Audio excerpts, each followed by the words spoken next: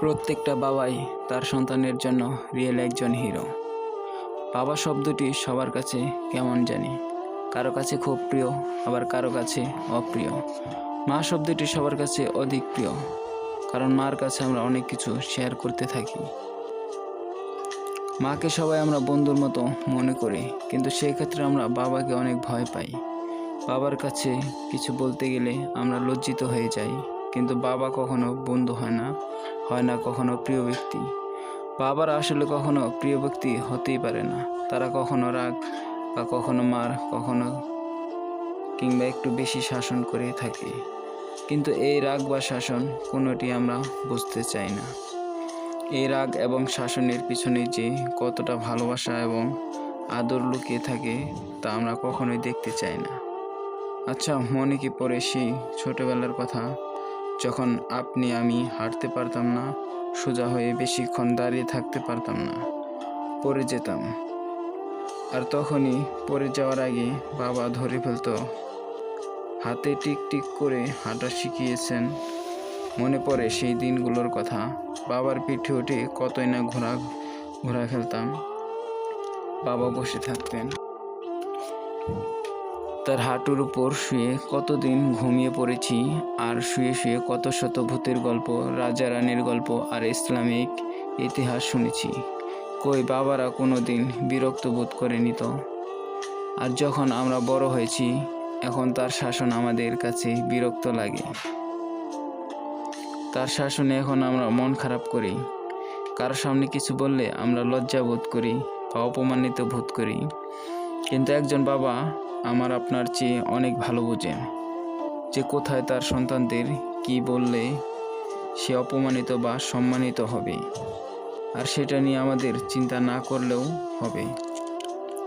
বাবারা দিতে জানেন, তারা শুধু নিতে জানেন না। একটা বাবার কতটা স্যাক্রিফাইসের পর আমরা আজ এতটা দূরে এসেছি, তা কখনো ভেবে দেখেছেন? আমরা কখনো ভাবি না। আপনার আমার যেমন ঈদে নতুন জামা, নতুন প্যান্ট, নতুন জুতা ব্যবহার করতে ইচ্ছে হয়, তেমন একটি বাবারও ইচ্ছে হয়। কিন্তু একজন বাবা নতুন শার্ট না কিনে সেই পুরনো পাঞ্জাবি কিংবা পুরনো শার্ট ব্যবহার করছে মাসের পর মাস, বছরের পর বছর। এক জোড়া জুতা 2-3 বার সেলাই করে পার করেছেন বছরের পর বছর। আর যেখানে কিনা আমরা কোথাও ঘুরতে গেলে ম্যাচিং করা শার্ট, ম্যাচিং করা প্যান্ট, জুতা না হলে যেমন আমাদের চলে না। বাবার সবচেয়ে বড় গুণ হলো পকেট খালি, কিন্তু কখনোই সন্তানকে হতাশ করেন না। বাবা মানে হাজারটা সমস্যার সমাধান এক নিমিষেই শেষ। আমরা মাঝে মধ্যে মাকে জড়িয়ে বা এমনি বলে থাকি, মা আমি তোমাকে ভালোবাসি, আই লাভ ইউ, মা আমি তোমাকে অনেক ভালোবাসি। হতভাগা বাবাকে আমরা কখনোই বলি না, বাবা আমি তোমাকে ভালোবাসি, বাবা I love you, I miss you, বাবা আজ আমি তোমার থেকে অনেক দূরে আছি, ভীষণ শূন্যতা অনুভব করছি তোমায় ছাড়া, সত্যি তোমায় ভীষণ মিস করতেছি, অনেক ভালোবাসি বাবা। আমাদের সবার সব সময় আবদার থাকে, বাবা কেন আমাদের সব ইচ্ছে পূরণ করলো না? স্কুল কলেজে যাইতে গেলে আমরা বলি যে 50 কিংবা 100 টাকা দিল কেন, আরও বেশি দিল না কেন? অমুক বন্ধুকে তো তার বাবা স্কুলে যাওয়ার সময় 500 টাকা দেয় কিংবা 400 টাকা দেয়, আমাকে দিল না কেন? আমরা সব সময় কেন যেন সব মানুষের সাথে সবাইকে কম্পেয়ার করতে থাকি বা কম্পেয়ার করতে পছন্দ করি। এত কম্পেয়ার না করে চলুন একবার বাবাকে অনেক ভালোবাসি এই কথাটি বলি। বাবা হচ্ছেন বটগাছের মতো। যেদিন বটগাছটি থাকবে না সেদিন বুঝবেন রোদে পড়তে কতটা প্রখর। তাই সময় থাকতে বাবার কদর করতে শিখুন।